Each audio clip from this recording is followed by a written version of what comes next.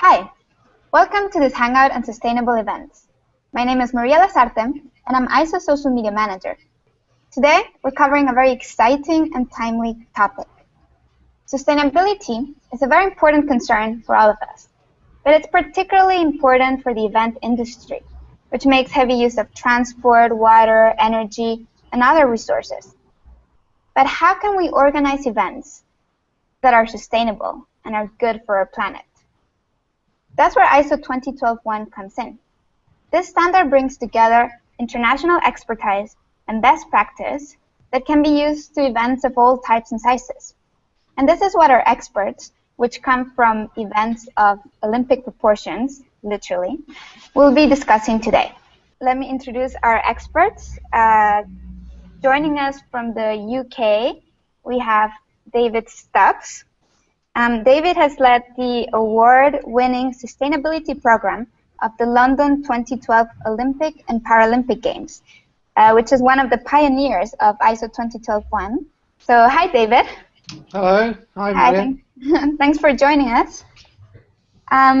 Looking forward to the next Olympics, we have the pleasure to have with us Tania Braga, who oversees the sustainability, accessibility, and legacy programs of Rio 2016, and will tell us about her ongoing journey with the standard.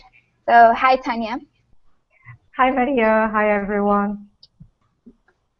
Now, let's go back to the UK, where the Glasgow Commonwealth Games just concluded, bringing together 6,500 athletes and officials from 71 countries. And we're very excited to have today with us Heather Donald, who was part of the sustainability team at Glasgow 2014. So, hi, Heather. Hi, Maria.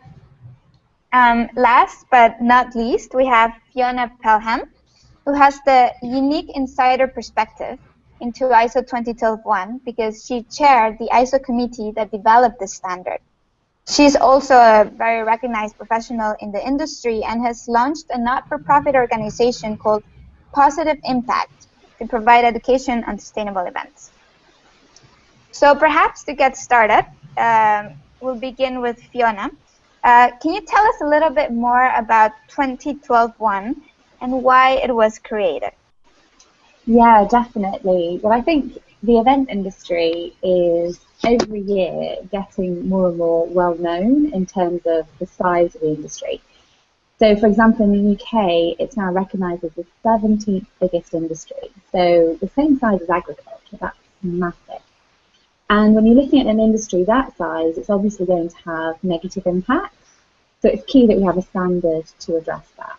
ISO 20121 came from David having a conversation with someone from British Standards Institute about how to create a standard, a way to show that with every decision, social, economic and environmental impacts are considered. And British Standards were interested in this. The British Standard was created, and then it very quickly went to an international level. We had over 30 countries involved in the creation of the standard. We also had people from the event industry involved in creating the standard. So it wasn't just made by people with a standards background. It was made by people that spent their days planning events and being part of the event industry supply chain. And then that launched in time for the London 2012 Olympic and Paralympic Games. Thank you for that, Fiona. It's quite interesting to hear how it all came about. So maybe, David, you can tell us, since you started the conversation with Standard, you can tell us a little bit more about why you wanted this international standard for the industry and you wanted it to be ready for London 2012. Yeah, sure. Well, the context of this was back in 2004, thereabouts. And this was when London was still bidding for the Games, and we felt that sustainability would be a key differentiator for us against our rival bids. And I'd already done some work looking at the Sydney Games and in the golf course industry, the Ryder Cups, and I felt that there was something missing, something lacking, that existing suite of standards, especially around management systems, didn't really address the particularities of the events world. And therefore, I thought it would be an interesting development to have something which really worked specifically for events. And that was at the very beginning of that conversation, as Fiona mentioned, I struck up with British Standards. And when we actually won the bid, they came back to us and we worked alongside them to develop what initially was British Standard 8901. I've almost forgotten the number, it's so long ago now. And through that journey, we learnt a lot because we were pioneering a management system within the organising committee as we went along. There was at that stage no official standard, and so we were sort of tracking in parallel with the development of 8901. And then various people thought, why don't we take this internationally, which is why it ended up as ISO 2012-1. Great, thanks for that. It's very interesting to know how it all started. But maybe, like, I mean, these are the Olympics we're talking about. So maybe you can tell us what were the challenges of making an event of this size sustainable, and how did you overcome some of these challenges? Right, well, you're quite right. It is an enormous event. The logistics of putting on the games is huge and very complex. So you need a systematic approach to even address this. And perhaps one of the biggest challenges is trying to cover all the different bases. There are so many different areas that it would almost be humanly impossible to try and nail down each one of them in a sustainability context. So you've got to be able to prioritize, and you've got to really figure out what are the main areas of concern from stakeholders, what are the main impact areas, where can you make most difference, where do you have control. And so if you just go off in a scattergun approach and just pick out a few random issues, it's going to be a bit of a mixed bag. If you're going to have any hope of addressing something at this scale, you need a proper systematic approach. You need some decent policies, processes, guidelines, frameworks, all these things to structure it so that sustainability becomes an integral part of how the event is organized. Remember, this is a management system standard. It's not saying that the event itself is sustainable, but without having a proper management system, you're not going to get very far in addressing the real sustainability issues. Thank you, David, for this. It's quite interesting. And perhaps actually we can hear a little bit more from Tania, who's in the middle of building up on this legacy for Rio 2016. And you're right in the middle of this. So maybe you can tell us about some of the challenges that you're facing right now in terms of making the next Olympics sustainable, and how are you getting around it, and how is ISO 2012-1 helping? Yeah, just picking up where David left us, we can't cover all the bases. It is the scale of the event that is huge, but there is more to it. It's also the complexity and the pace of change. The pace of change is really very, very fast. It's a quick growing organization, so every month there's more people new that arrive, and suddenly you realize you don't know everyone. Everything changes very, very, very quickly, and any Olympic Games organizing committee, it's a whole organization that you have to build from scratch, and then it grows really fast. You have to build an organization culture at the same time. You have to plan for the event and put everything in place. So the pace is really very, very fast. And I remember, I think the best piece of advice I had in my whole journey came from David. In February 2012, David, you just told me exactly that. You can't cover all the bases. So I need to work like as a funnel and find what is the part of what would allow me to reach everything with, like in a funnel, we have the big part, and then you have to find the narrow part of the funnel that will allow me to cover everything. And this is people and supply. So these are the two things to concentrate, how to make the supply chain really be embedded sustainability into it, and how to train people and make them understand the sustainability culture. And for this, ISO is really, really useful. First of all, because we don't need to lose time by reinventing the wheel. at each time. There is a process we can follow, and it saves time, it saves energy to dedicate to these two parts of the equation that matters the most, there is people and the supply chain. Give us a structure that's very important to work when you have different, for example, in the Olympic Games, at the moment we have 54 internal departments we have to deal with. We need a structure on how to do it. It sets a direction, so we know where we are going, and it helps to keep sustainability high in the agenda.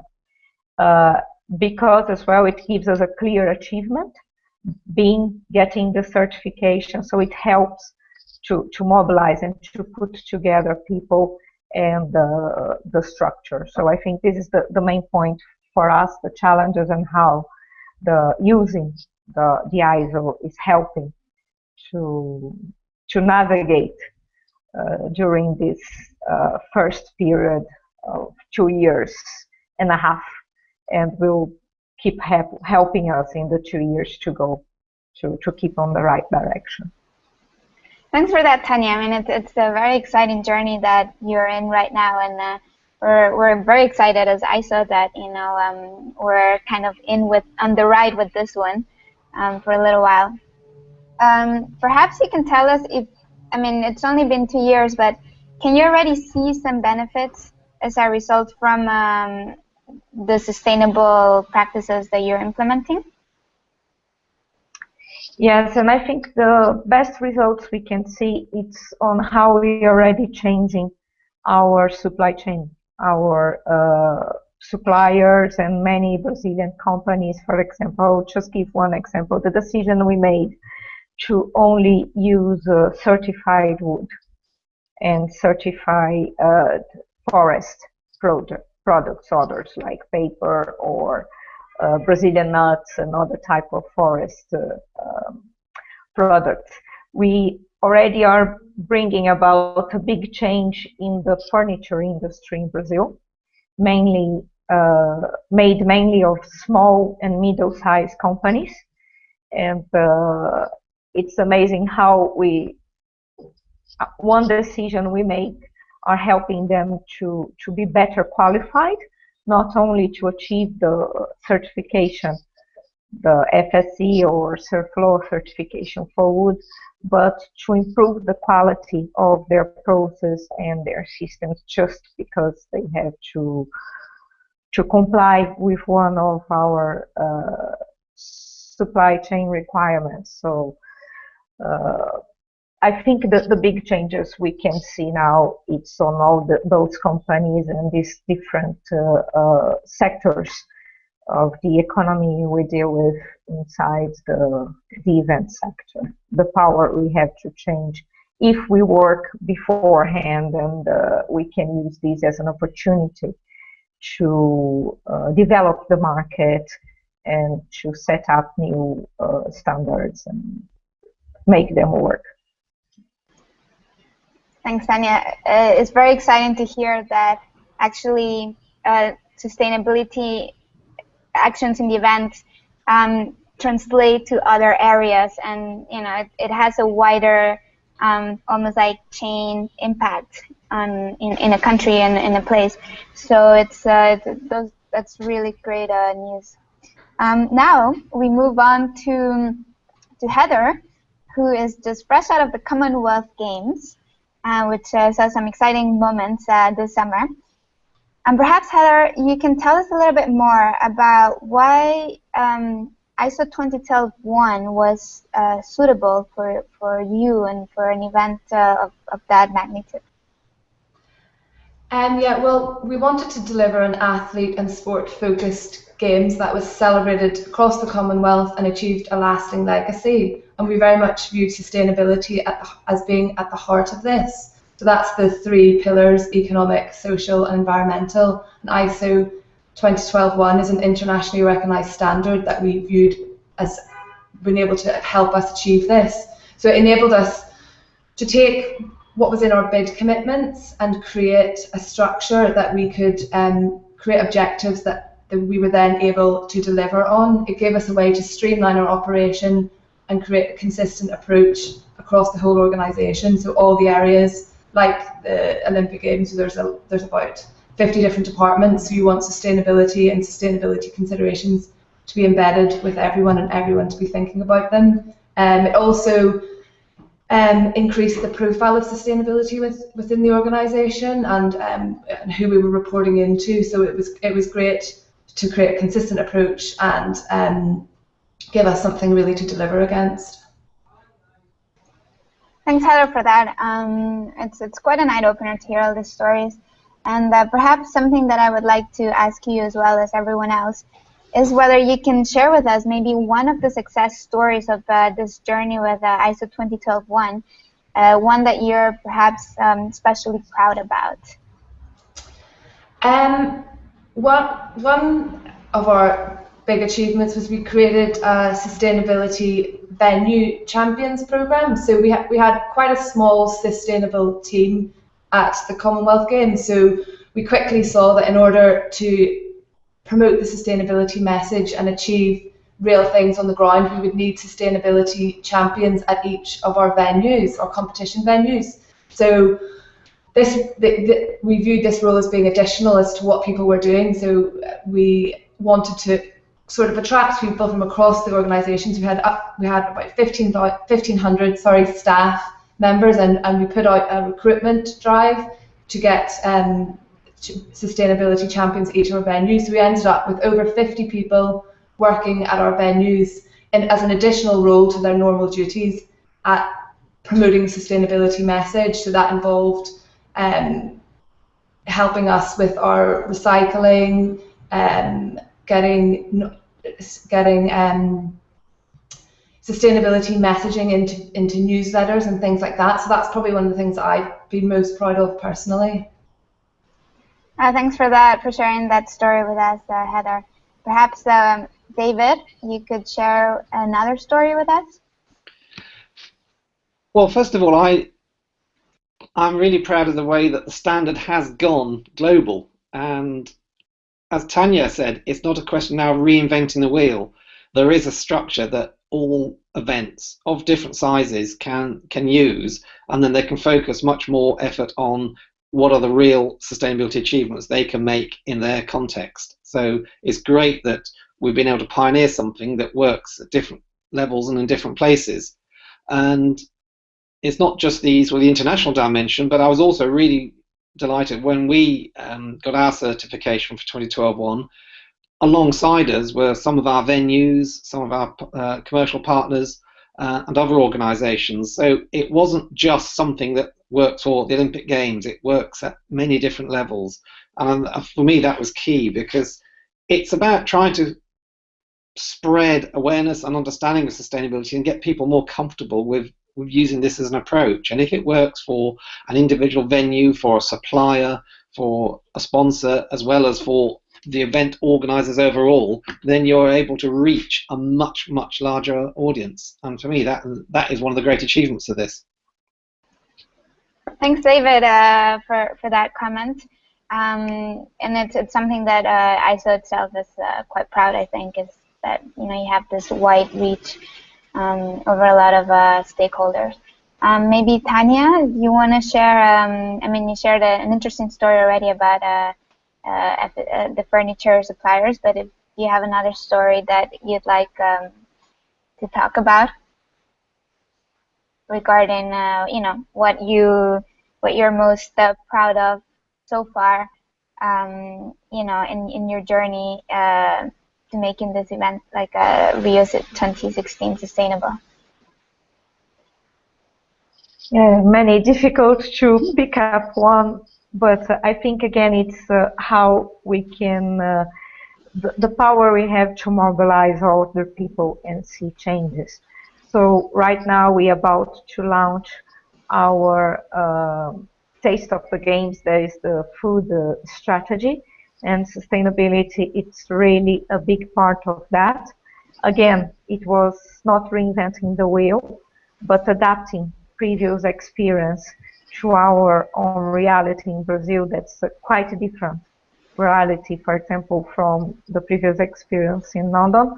But we could get the help from 20 different organizations, NGOs, and they helped us to put in place a very, very comprehensive strategy to engage all the catering and the food production sectors in Brazil, and we really look at what was the priority for us in terms of products, agricultural products. So, for example, we can concentrate in chicken and eggs, free-range production for Amazonian products like Brazilian nuts, açaí, how we can help to give more visibility to best practices in the extraction and cultivation of those typical Brazilian products, how to spread fair trade. For the first time, certified fish is coming to Brazil, using the games as an opportunity to really move the whole fishing industry in a way that really includes and integrates the traditional small-size fishermen along the Brazilian coast. So food, it's an area where we already have,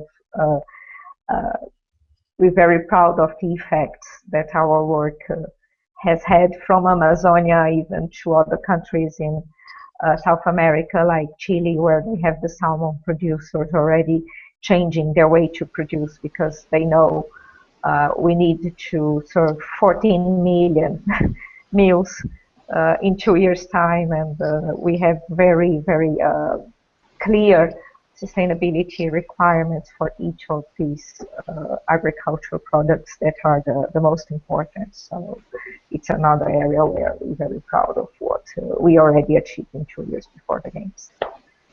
Well, thanks for sharing that, Tania, and all of you for those interesting stories.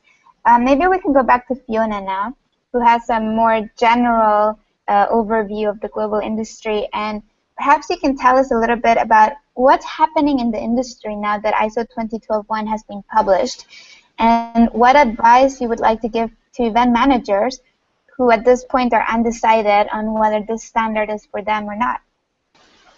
Yeah, so I think we've heard some great stories today about how ISO 20121 is recognised as the international framework to use when you want to consider sustainability at every decision point.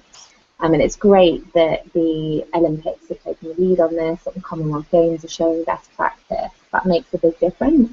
And it's not just in the sporting world. So there are also business events and cultural events that are also using the standard. When you look across the event industry, it's quite interesting what's happening. There are definitely some leaders, and then there is also an element of being slow to take up the standard across the supply chain. And what we're tending to see is people starting to get an understanding of what ISO 20121 is. So starting to get that this is a standard where you identify what your issues are, and you then set objectives and targets to address your issues. And we're starting to see globally the industry move into this conversation of what are my issues and how can I work to address them. So that's almost like the step before implementing ISO 20121, a baby step on the way to the standard. What I would love to see in the future is governments saying we believe everyone should be using the standard. Sponsors and corporates saying we'll sponsor this when you're using the standard. And to pick up on a point that David and Tania were making, there's definitely a real belief in the standard from individuals in the industry. A positive impact we have on ambassadors, and they're very passionate about sustainability. And they go out and speak within the industry. And there are more and more ambassadors, more and more universities learning about ISO 20121. So this is definitely the future for our industry. You were asking me about whether I would recommend it to event organisers, and absolutely yes. It doesn't have to be done in a difficult way. you can just look at what your issues are and start with addressing those issues. And I would recommend this framework because it's international best practice. Thank you, Fiona, for that. Perhaps as you say, you would recommend that, and I'm wondering, I mean, David, Heather, and Tania, you were all quite positive about your experience with 2012 one. But perhaps you can just, give me your thoughts on whether you would recommend it to other professionals in the industry, and if you have one last word of advice that you'd like to share with them. Maybe starting with David. Well, definitely recommend it. It's the only standard really available for the event sector that addresses sustainability in a proper holistic way, and it helps you engage better with your stakeholders. Because remember one thing, events are very much in the public eye. They're high profile things, so you're under a lot of scrutiny. This is not just some quiet little thing that you can do hidden away, and following the protocols of this standard is a great way of showing that you mean business. Now, obviously, you still got to deliver on some real tangible things, but the standard is a great structure to help you get there. And one other final point, and I've come across a lot of different examples of people doing it who said, and it saved us lots of money in the process. So you want to be efficient, resource sensitive, and aware of all these sustainability issues, then it's a great tool for you. Well, thanks for that, David. I think you raised some really good points there. Tania, anything else that you'd like to add? Whether you would recommend the standard to other event organizers, and any last words that you'd like to share? Yes, I definitely would recommend, and I think it's easier than it thinks at first time. When I start talking about ISO 2012 one with people internally, some were a bit afraid it will be too much of a burden, it will add a lot of bureaucracy, it will be difficult, and by now we hope to have our first audit for certification early next year, and we are really in the middle of preparing for that, and people realize it's much more simple than what they were expecting. So it's not like doing an ISO for an industrial organization. It's much less paperwork. So I think the message I would like to pass is it's simple than what you imagine before you start. Once you start, and if you integrate it well with other tools you're using, for example, we are integrating it with our reporting tool. We reporting using the GRI guidelines, and if you do these two things together, you save a lot of energy, a lot of time, and you get a lot in return. So it's easier than you think. Don't be afraid. Just try it and integrate well with other tools you're using to manage sustainability. Thanks for that, Tania. It's great to hear that it's simple, cost-effective, and a useful tool. Maybe Heather, anything else you want to add on your side? Yeah, I echo what everybody else has been saying. I would definitely recommend it. And we're all involved in one-off, large-scale mega events, but I would recommend it as well for people who are involved with annual events. So I meet with a lot of people in the city and share the learning from ISO 2012 one that we've had with them. So hopefully other people who are involved in running regular events here will also take on the learnings. And yeah, just demystifying the process and simplifying that the audit isn't that scary, and it's something that people running a whole range of events can achieve. Well, thanks for that, Heather, David, Tania, and Fiona. Thank you for sharing your time and your experience, which has been quite interesting. I think the message is clear. From the Glasgow Commonwealth Games to the Olympics, you guys are setting the example that big events and just like small events can be sustainable, and it's their responsibility almost to take care of our planet and try to control the impact that that events have on our planet. So thank you again for sharing this. If you were following us and left some questions that we did not have time to answer, please check back on our page, because we will try our best to see what else we can answer. But we don't have any more time on this event itself. So thank you all, and thanks for joining us. I hope you found this useful.